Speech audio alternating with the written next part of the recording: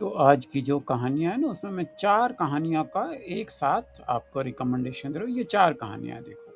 लेनिनियन versus the ants, ये है to build a fire, तीसरा है the empire of the ants और काल्डिस्कोप। ये 4 कहानियाँ एक साथ, इन चारों कहानियों को प्रिंट करके रख दो and then one by one you can read all of this. तो अब ये चारों एक साथ क्यों है? तो अलग अलग राइटर्स की है, अलग अलग समझ की कहानियां लग रही हैं, बड़े ही अलग भी नाम है। दो तो इंसेक्ट्स की है, एक वो फायर जलाने की है, एक वो स्पेस में गिर रहा है, साईफाई मूवी लग रही है। तो है क्या ये?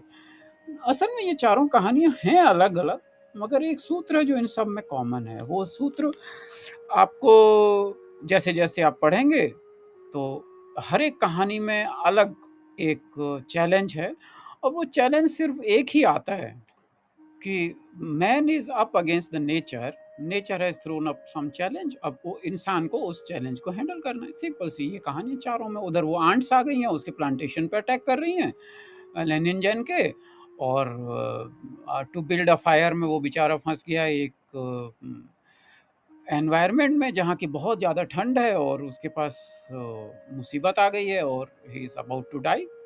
ऐसी सिचुएशन बन गई।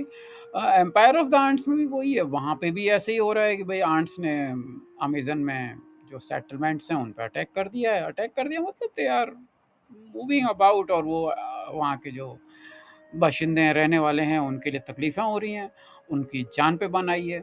तो वो है कहानी। काल्डिस्कोप में तो उनका स्पेसशिप टूट गया है और they are falling through the space.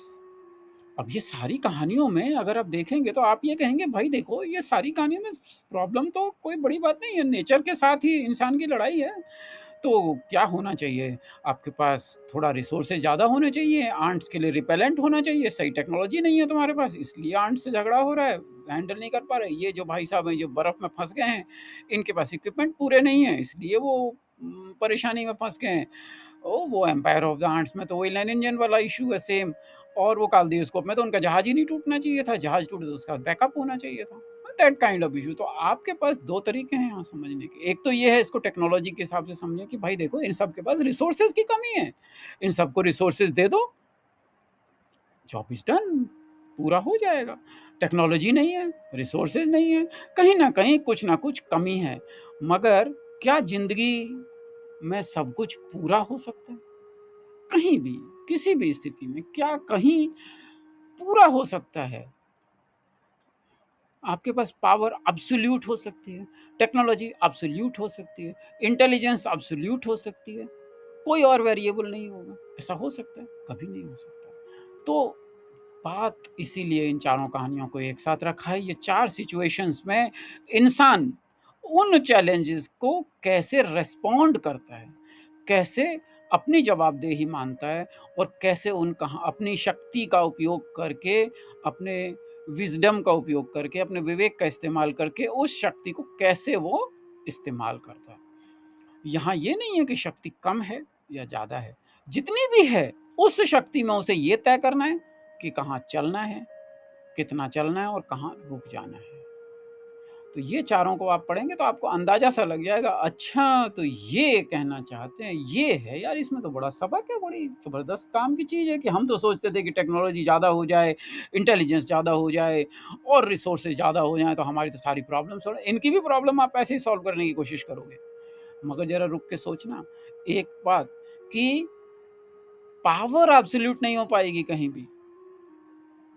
Power का इस्तेमाल कैसे करना है, किस जगह पे उस पावर का इस्तेमाल, यही हो सकता है कि अपनी पावर की ही लिमिटेशंस पहचानी जाए। यही डिसर्नमेंट है, यही विवेक। तो ये चारों में ये है थ्रेड जो कॉमन। आप पढ़ो इन चारों कहानियों को, आपको बड़ा अच्छा लगेगा। और चारों में इस मन में ये रख के करो कि आप ये मत सोचो कि ये वाली टेक्नोलॉजी, अरे यार वो लाइन इंजन के पास ना वो एक टेक्नोलॉजी नहीं थी इसलिए तो हारने वाली नौबत आ गई, उसका सूट सील्ड नहीं था, या एम्पायर ऑफ द आंट्स में उसके पास प्रॉपर इक्विपमेंट नहीं था, वो तो आंट्स के ऊपर तोप के गोले मार रहा है बेचारा। मगर इन चारों ने कुछ डिसीजंस लिए, गिवन लिमिटेशंस में डिसीजन लिए। तो उन डिसीजंस पे ध्यान देना कि कहाँ कहाँ किस किस आदमी ने अपनी एजेंसी का, ह्यूमन एजेंसी का क्या इस्तेमाल किया और कहाँ इस्तेमाल नहीं किया।